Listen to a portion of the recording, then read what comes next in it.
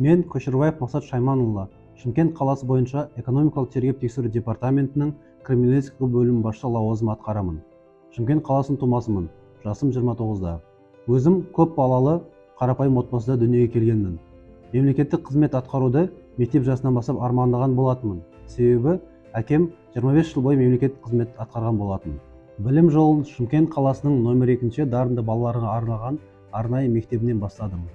Одан кейін әке жолын қуу мақсатында Алматы қаласына IT, яғни ақпараттық жүйелері мамандығын бітіріп, содан кейін құқықтану мамандығын бітірдім. Жоғарғы оқуын тәмамдаған соң 2 жыл көлемінде квазимемлекеттік секторда, яғни ұлттық ақпараттық технологиялар акционерлік қоғамында жұмыс атқардым. Содан кейін 2017 жылы Шымкент қаласы бойынша экономикалық тергеу қызметіне жұмысқа кірдім. Өздеріңіз білетіндей, экономикалық тергеу қызметінің басты мақсаты еліміздің аумағында қаржылық және экономикалық қылмыстарды ашу, анықтау, жолын кесу және тергеп-тексеру болып табылады.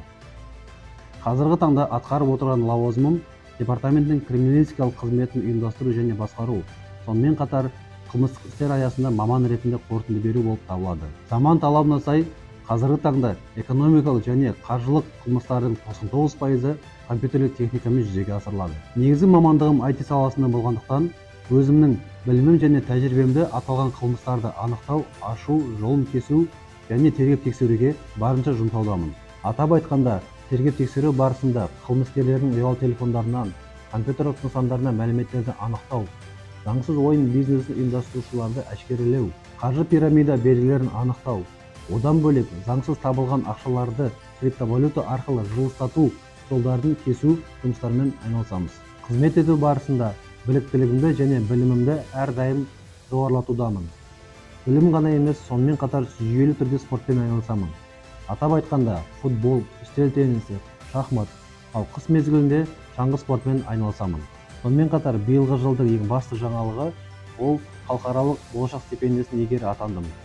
Аталған стипендия бойынша Америка құрама штаттарының Мичиган штатындағы Мичиган мемлекеттік университетіне құқықтану мамандығы бойынша тағылымдама өтуім жоспарлануда. Жанұямның қолдауы маған жоғарыға өсуге жігер беріп, әрдайым ынталандырып отырады.